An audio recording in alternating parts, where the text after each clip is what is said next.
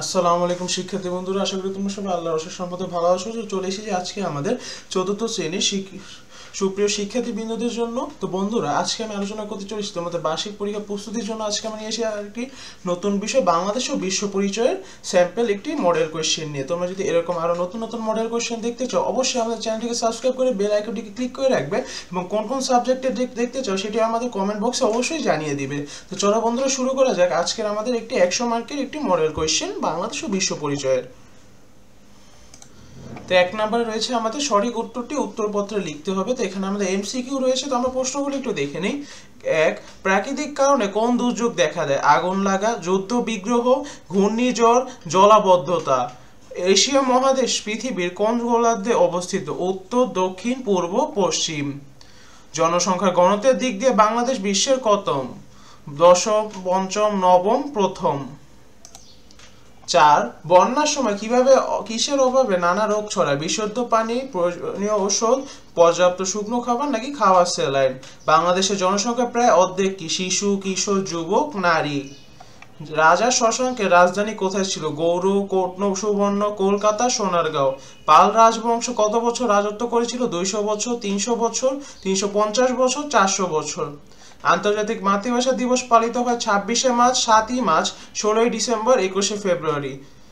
9, হিন্দুরা বিভিন্ন পূজা উপলক্ষে কি তৈরি করেন? ক্ষীর, নাড়ু, পিঠা নাকি দই। 10, কোন রাজা অষ্টম শতকে বাংলার সিংহাসনে বসেন? রাজা রামপাল, রাজা শশাঙ্ক, রাজা গোপাল, রাজা লক্ষণ সেন।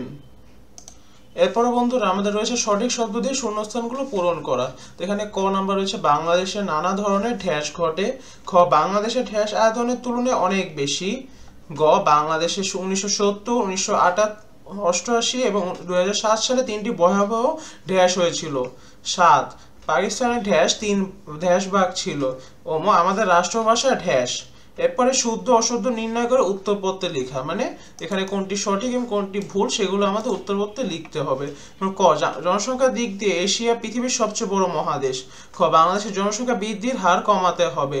গ, 12 ভূঁইয়াদের নেতা ছিলেন মুসা খা। ঘ, পাকিস্তানে 3টি ভাগ ছিল। মাছ ও ভাত আমাদের প্রধান খাবার। তারপরে বাম পাশের বাক্যাংশের সাথে ডান পাশের বাক্যাংশ উত্তরপত্রে লিখতে হবে। তো এখানে আমাদের বাম পাশে কিছু ফ্রেজ রয়েছে এবং ডান পাশে রয়েছে। যেমন বাম পাশে রয়েছে পাকিস্তানের রাজধানী ছিল, ডান পাশে এখানে রয়েছে মাস মুক্তিযুদ্ধ চলে। এরপর এখানে রয়েছে 1971 সালে মোট 9 পশ্চিম পাকিস্তানিরা বড়দিন উপলক্ষে খ্রিস্টানরা ভাষা শহীদের স্মরণ ঢাকায়। ডান পাশে রয়েছে বেশি সুযোগ সুবিধা ভোগ করত, পিঠা তৈরি করেন, শহীদ মিনার গড়ে তোলা হয় পশ্চিম পাকিস্তানে। এরপরে বন্ধুরা নিচে যে কোনো 10টি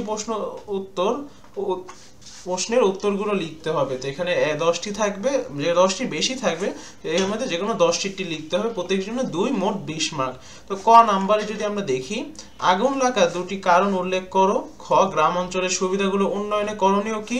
গ, বর্তমানে জনসংখ্যার ঘনত্ব কত? ঘ, কোন শতাব্দীতে বাংলায় মুসলিম শাসন প্রতিষ্ঠিত হয়? ও, বাংলা স্বাধীনতার যুদ্ধ কয় মাস স্থায়ী হয়েছিল? চ, ভাষা আন্দোলন কখন হয়েছিল? ছ, বাঙালি প্রকৃতির 2টি উপাদানের নাম লেখো।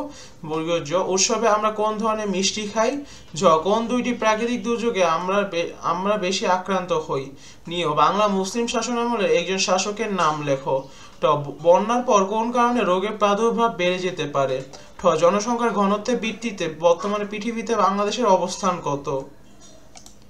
এরপরে বন্ধুরা নিচে যে কোনো 5টি বড় প্রশ্নের উত্তর লিখতে হবে। তো এখানে 5টি বা 6টি থাকবে সাধারণত, তার মধ্যে যে কোনো 5টি লিখতে হবে। তো এখানে একটির জন্য 4 মার্ক করে মোট, এখানে 8 মার্ক হবে, 8 মার্ক করে মোট 40 মার্ক। তো ক, মানুষ কিভাবে বন্যার ঝুঁকি আরো বাড়িয়ে তুলেছে? খ, পৃথিবীর বৃহত্তম মহাদেশ কোনটি? এই মহাদেশ সম্পর্কে কয়েকটি তথ্য উল্লেখ করো। গ, মুসলিম শাসন আমলে বাংলার ব্যবসা বাণিজ্যের বিবরণ দাও। ঘ, 1970 সালের নির্বাচন আমাদের জন্য গুরুত্বপূর্ণ কেন? ও, আমাদের সংস্কৃতির প্রধান বৈশিষ্ট্য কি কি? চ, জলোচ্ছ্বাসের প্রভাব বর্ণনা করো। ছ, পরিবারে শিশুর সংখ্যা কম থাকলে কি কি হতে পারে? তো সুপ্রিয় বন্ধুরা, এটি ছিল আজকের জন্য। সবাইকে অনেক ধন্যবাদ। সবাই সুস্থ থাকো, ভালো থাকো, সবার শুভেচ্ছা কামনা করি। আসসালামু আলাইকুম।